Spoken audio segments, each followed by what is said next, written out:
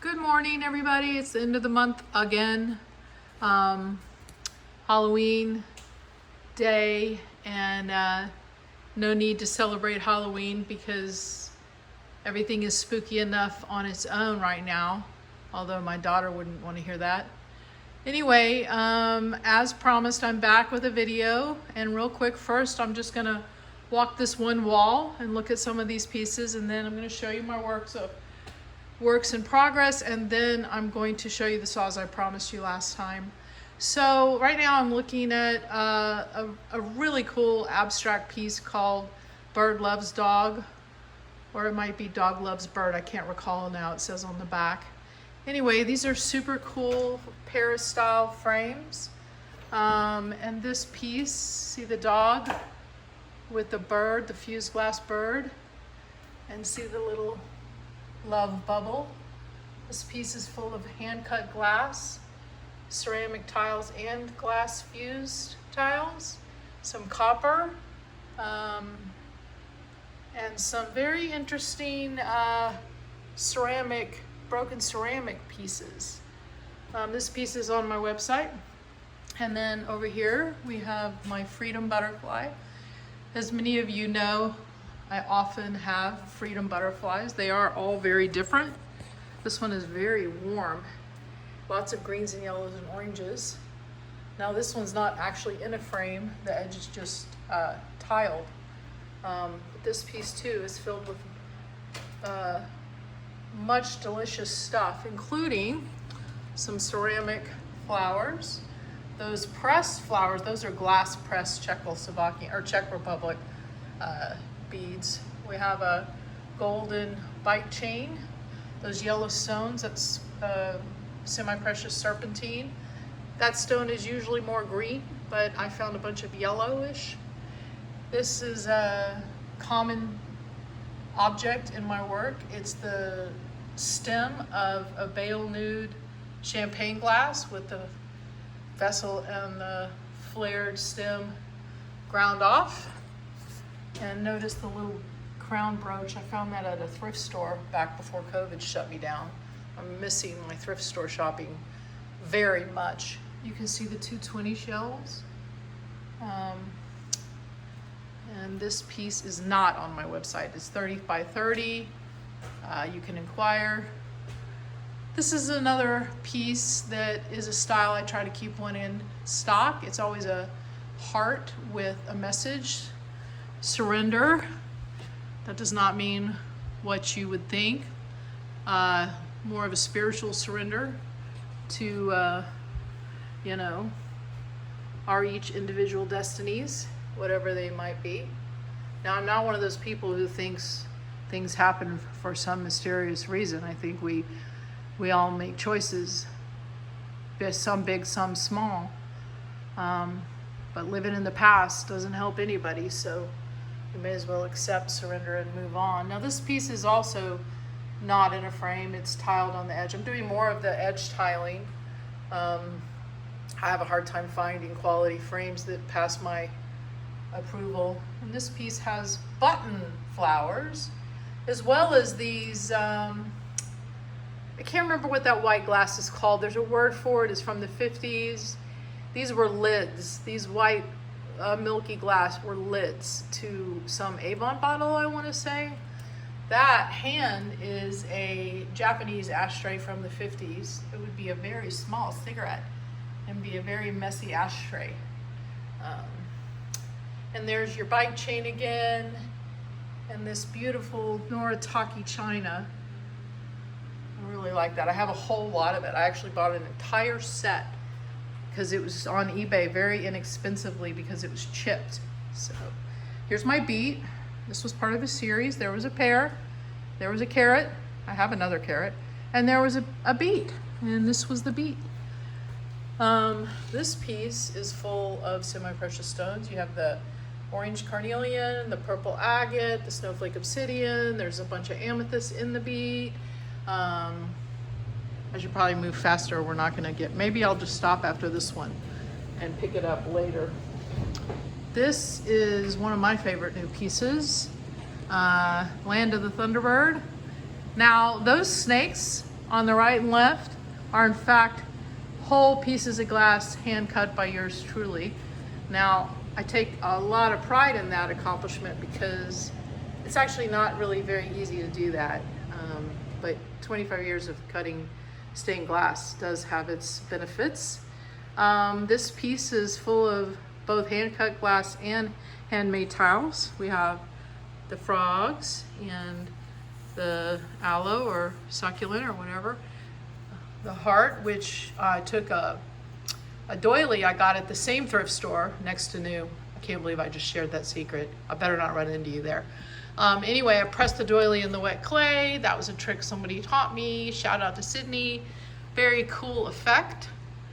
The Thunderbird is clay. Anyway, this piece, I'm very fond of it. And again, now this was a much thicker edge. It's actually hollow behind there. I'm 6 minutes in. Okay, I think I can keep going. So this is a totem. I make a lot of mosaic totems. It's very tall and narrow. It says "Rise, Sister, Rise." I use a lot of women-themed messages to hold the sisters up. We got to hold each other up, ladies.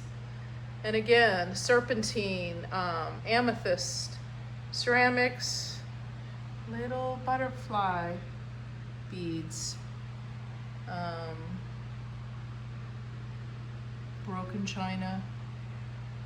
And then here's Humpback Song. Finally, I mosaicked well without a tear. Can I hear a shout out for that? I had been mosaicing a lot of whales with tears, but hey, what can I say? It's is what it is. So this piece is unusual. It's got a lot of random tile and broken china. See the broken china down there? Broken china. That fish right there is a chopstick rest from like a Japanese restaurant. I'm not gonna say anything else about that. These are hand-rolled aluminum scrolls from aluminum wire. And looky there, there's the Statue of Liberty torch, a little passive message inserted in there. Think what you want of that. Now the humpback is a big clay tile, and there's her song. Anyway, I should probably stop. We'll pick up here next time. So as far as works in progress right now, let's see what we have. So 1, 2. I mean, come on, you know, if I can, I'm gonna make things in twos. Now, when I make things in twos, that doesn't mean that they're matchy-match. It's like sister pieces, because I can't do matchy-match simply because of the shapes and the tiles that I make are not gonna be identical. But here, you know, this is a ceramic bird, ceramic bug, ceramic, ceramic, ceramic. And right now what I'm doing is I'm filling in the negative space or the wood that's still exposed. And then coming along over here, there's my New Haven porcelain cup. Shout out to Claire. It's a great cup, great mug. Gotta have my shooting blooms. I've been running low on those. This is actually a 2x4 scrap. The gun was just glued down, so I can't move it too much, but 2x4 scrap. I did the edges first, and now I will manipulate. I've already manipulated these, and by that I mean I've had to grind the back of it off so it'll lay flat. Again, 1, 2.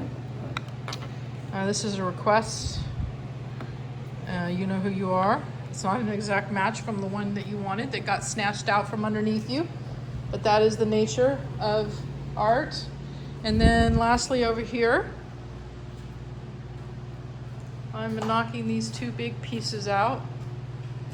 Now you'll notice how much blue glass is on the table. So having this much scrap blue is a testament to how long I've been doing this, and also it's what allows for, you know, all this beautiful contrast of blue to happen. So this is another owl tree. These are just very, very popular. They all come out a little different. Obviously it's not grouted. I'm still filling in the background. And then over here, many of you guys might have seen my rabbit, clay rabbit. There he is, running along. That's all amethyst back there. We got the frogs, the turtle. So I had these really cool French plates that had musical notes around them. They were very sharp, very high-fired quality plates. Again, same thrift store. I blew through them. So now I'm trying to make my own. It's different, but it's still very cool looking, and the effect is there that the bird is singing. So I told you guys that I would show you these saws, so I'm going to tell you about them real quick, and then I'm going to go. Let me turn this fan off.